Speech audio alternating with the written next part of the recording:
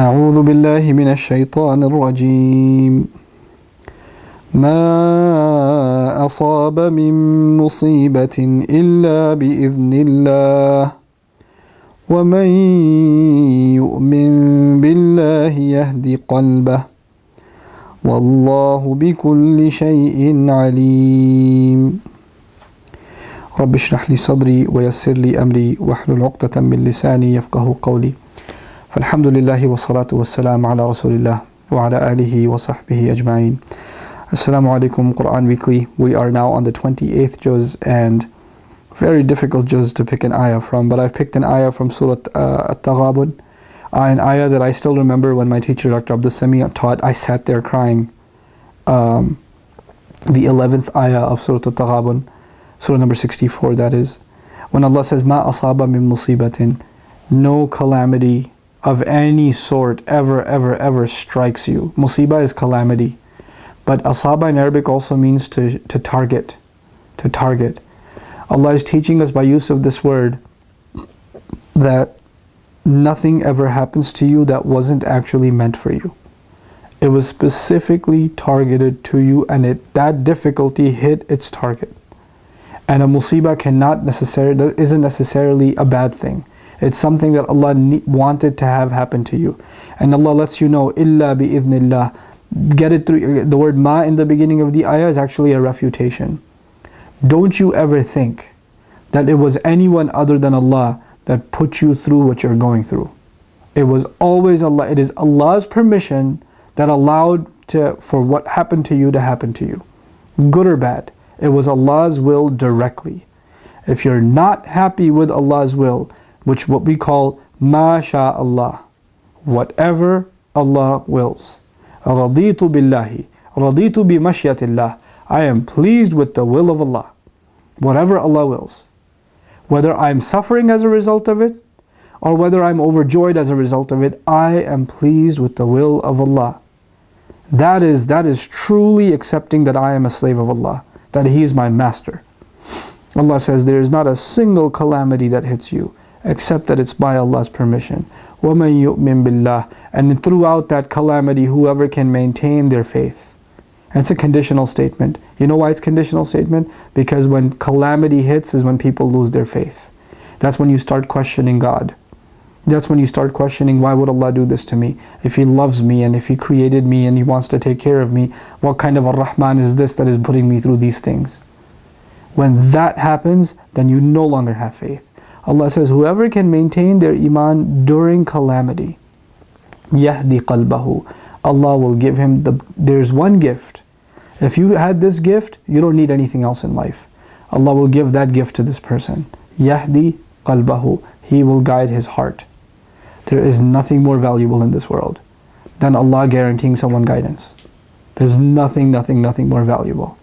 I don't know if I have guidance, you don't know if you have guidance, but Allah tells us this. You go through hardship and you maintain and strengthen your faith in Allah, and Allah will give you the gift of real iman, real faith inside of your heart. It won't just be something you say on your tongue. Yahdi qalbahu, He'll guide his heart, He'll guide his emotions, He'll guide his remembrance. Allah will become your guide in everything that you do. Yahdi qalbahu. Allah didn't even say yahdihi, He will guide him. He said yahdi qalbahu, He will guide his heart. Every beat will be full of guidance. Every beat that heart takes will be with the remembrance of Allah. It's such an amazing thing. It's such an amazing thing. Everything in this world on the one hand, and the guidance of Allah in the heart of the believer. Yahdi qalbahu. And where does someone feel the pain of calamity and sadness? In their heart. Where do they feel that? In their heart. And Allah will remove it from their heart. My teacher used to tell us the story of this woman, this married couple, who had only one child, and they had a child late in life. And on the day of his graduation, the child's graduating from high school, he had a motorcycle. On the way home, he got into an accident and died. 18-year-old kid, like in Pakistan somewhere, As a young kid, and he died. Just like that. And this kid is their life. It's their joy, it's their pride. As the day he graduated, the news comes that he's gone. And they just go into serious depression. And then the father eventually comes to the wife after a few weeks, and he tells her, Allah gave us a toy. And He let us play with it for 18 years. And it was His, it wasn't ours. And He took back what was His. And instead of being grateful that He had us enjoy our lives for 18 years, we're being like this. We should be grateful. This is real calamity and maintaining your faith. That's maintaining your faith. Because when calamity hits, you start feeling like Allah owes me something. Like Allah owes me health. Allah owes me my children. Allah owes me my wife. Allah owes me my happiness. Allah owes me my job. Allah owes you nothing. You owe Allah everything. I don't own these fingers. I don't own this face. I don't own a single tooth. I don't own them. These are Allah's gifts. And He can take them as He pleases. And when He does, it is a reminder that it's not yours. That it's not mine. When He takes anything. And when the people who don't really believe that Allah owns everything, they're the ones who lose their faith and say, it was mine, why did He take it? Why did He take it? This will enter your heart. When this faith enters your heart, then you will understand the ayat, Allah owns everything in the skies and the earth. It's so easy to say, right? So easy to say Allah owns everything in the skies and the earth. What does that mean practically for you and me? That means I own nothing.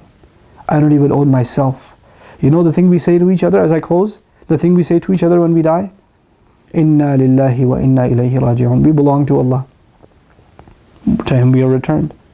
If my entire being belongs to Allah, how is it that any part of me or any gift I have in life can belong to me if I don't even own myself? This is the realization of Iman. This surah, Surah Al-Taghabun, is the surah of the fruits of Iman. What is it? What are the things that a person internalizes when they really have Iman in Allah, real faith in Allah? This is what this surah is about. And this is why this is one of my favorite ayat of this surah.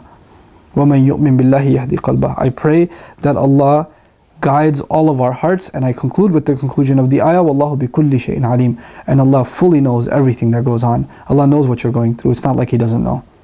He's the one who created that situation. He's the one that's testing you with it. May Allah Azza wa Jal give you strength through your difficult times, and may Allah give you the ability to maintain and strengthen your Iman in the middle of those insanely difficult trials, so that you get the gift that nobody else in the world has like you do, and that is the gift of guidance into your hearts. Barakallahu li wa lakum. Assalamu alaikum wa rahmatullahi wa barakatuh.